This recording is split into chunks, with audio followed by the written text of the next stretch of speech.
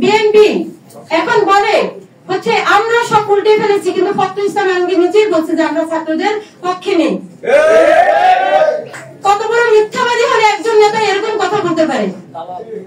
আমি প্রকাশ্যে নাম ধরে কথা বলবো, কারণ আমি ভয় পাই না। আমি মৃত্যুকে আলিঙ্গন করে এখানে এসেছি। আর একজন ব্যক্তি জনাব তারেক রহমান, আমি তাকে উদ্দেশ্য করে বলছি যে নাকি এখন অব্দি বাংলাদেশের মাটিতে পা রাখতে পারে না, সে ওখানে থেকে বড় বড় লেকচার দেয় আর আমাদের এখানে বাংলাদেশের অবস্থায় বিকৃতি ঘটাচ্ছে। কথা বলার সুযোগ কেউ দিচ্ছে না। আমরা যে আমাদের মনের ভাবটা প্রকাশ করব সেই মাধ্যমটাই পাচ্ছি না, যে কাকে বলবো আমাদের কথাগুলো। আমাদের ভিতরে অনেক কষ্ট। আমি 19 জুলাই সাভারে গুলিবিদ্ধ হয়েছি। আমার মাথার এসেন্স থেকে গুলিতে চলে গেছে, ভিতরে ঢুকে নাই। আর আমার এই হাতের সমস্ত রগগুলো কাটা। রাস্তায় ছিল তারাই জানে। যারা ওই ঘরের ভিতরে টেলিফোনে অথবা মোবাইলে ভিডিও দিচ্ছে তারা কিন্তু এই জিনিসটা বুঝবে না। আমার লজ্জা করে কোন সাহসে, ওদের কোন সাহসে ওরা নির্বাচনের দাবি করে। এরা যারা এখন নির্বাচন চাচ্ছে, আমি নিসার একটা ফেসবুক পোস্টে একটা লাইক দেওয়ার ক্ষমতা যে এলাকাবাসী ছিল না, সেই এলাকাবাসী বিন্দুরের গর্ত থেকে বিড়ালের বেশি বাইর হয়ে এখন বাঘের মতন বলতে। আমি তাদেরকে বলতে চাচ্ছি, এর আগেও আমি কয়েকটা মিডিয়াতে বলছি যে আমরা এখন ভিক্ষুকের মতো রাস্তায় রাস্তায় আমার ভাইয়েরা প্রতিনিয়ত জুলাই সনদের জন্য, অধিকারের জন্য লড়াই করছে। কেন ভাই? আমাদের রক্তের কি, আচ্ছা এক একজনের রক্তের কি এক এক রকমের মূল্য?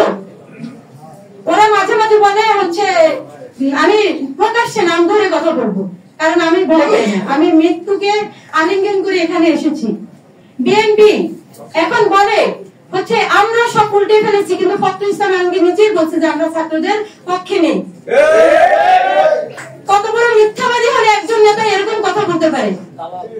তার জানা উচিত এবং বোঝা উচিত সে একজন পুরুষ মানুষ।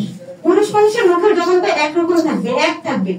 মুসলিম হোক সে অমুসলিম, সে যখন এক জবান দিয়ে দুই রকম কথা বলে, সে দেশের যে কতটুকু কি করবে সেটা আমাদের জানা হয়ে গেছে। আর একজন ব্যক্তি জনাব তারেক রহমান, আমি তাকে উদ্দেশ্য করে বলছি যে নাকি এখন অব্দি বাংলাদেশের মাটিতে পা রাখতে পারে না, সে ওখানে থেকে বড় বড় লেকচার দেয় আর আমাদের এখানে বাংলাদেশের অবস্থায় বিকৃতি ঘটাচ্ছে। দিনের পর দিন হত্যাকাণ্ড চলে যাচ্ছে না, আমাদের অধিকার নিয়ে কথা বলবে। এখন অব্দি স্পষ্ট ভাবে একটা কথাও আমাদের পক্ষে বলে নাই। এখানে আমরা যতবার আন্দোলন করেছি, আমাদের আন্দোলনের সাথে ইসলামী দলগুলো আমাদের পাশে ছিল।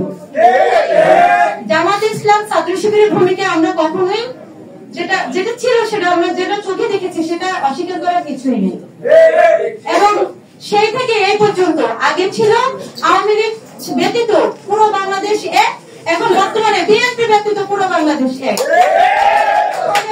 যেখানে জনসাধারণ মানুষ যেখানে আমাদের পাশে আছে, ইনশাআল্লাহ আপনারা, আপনাদের কাছে আমরা মানে এতটুকু বলতে চাই, আমাদের জুলাই সনদ দেওয়ার ব্যাপারে আপনারা রাষ্ট্রীয়ভাবে আলোচনা করেন। রাষ্ট্রীয়ভাবে যদি আমাদেরকে স্বীকৃতি জুলাই সনদ দেওয়া না হয়, তাহলে আমরা আবার জুলাই সংগঠিত করব। 2024-এর জুলাইয়ের চেয়ে 2025-এ যদি জুলাই সংগঠিত হয়, সেটা অনেক ভয়ঙ্কর হবে। আমরা প্রত্যেকটা বুলেট আর আমরা প্রত্যেকজন জীবন্ত লাশ হিসেবে বেঁচে আছি। আমাদের জীবনের কোনো মূল্য নেই। আমরা বাঁচতে চাই না, স্বাধীনভাবে বাঁচতে চাই। যদি বাঁচতে 1 ঘন্টা বাঁচবো, 10 বছর কারো 5 চেটে বাঁচার ইচ্ছা আমাদের নেই। আমরা 1 ঘন্টা বাঁচতে চাই, তা দিনের বেশি। আমাদের যে ভাইরা শহীদ হয়ে গেছে, আমাদের ইচ্ছা হয় আমরাও যেন ওইভাবে শহীদ হয়ে যাই। কিন্তু যারা এখন গোলামি করতেছে, পা চাটতেছে, নির্বাচন করে মরে যাচ্ছে, আমি তাদের উদ্দেশ্যে বলতে চাই, ততক্ষণ পর্যন্ত নির্বাচন হবে না, ততক্ষণ পর্যন্ত প্রকাশ্যে হত্যাকাণ্ড, খুনগুলোর বিচার না হবে এবং জুলাই স্বীকৃতি না পাবো। আমরা আপনাদের পাশে আমরা আছি।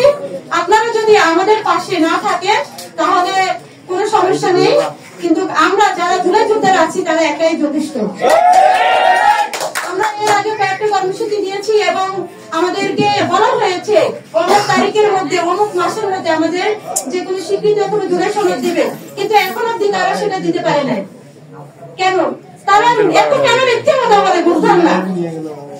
আমরা আবারও সামনে এই জুলাই মাসের মধ্যে আমরা দেখতে পাবো আমাদের জুলাই সনদ এবং আহত শহীদ পরিবারের যে দাবিগুলো আছে সেগুলো যদি প্রকাশ্যে পূরণ না হয়, তাহলে আমরা আবার সেই জুলাই সংগঠিত করার জন্য রাস্তায় নামবো এবং ততক্ষণ পর্যন্ত রাস্তায় থাকবো যতক্ষণ আমাদের দাবি এবং জুলাই স্বীকৃতি আমরা না পাবো।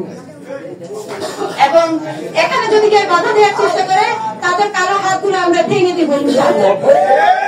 আর একটা কথা আমি বলতে চাই, আমাদের জামাত ইসলামকে আপনারা একটু ফলো করবেন, একটু শুনবেন আমার কথাটা। আপনাদের মধ্যে কিছু আলহামদুলিল্লাহ অনেক ভালো মানুষ আছে, তবে আমি লিসা আহত হওয়ার পর থেকে আমার বাবা একজন কষ্ট করে আমাকে ট্রিটমেন্ট করেছে, বাট এখন অব্দি আমার এলাকায়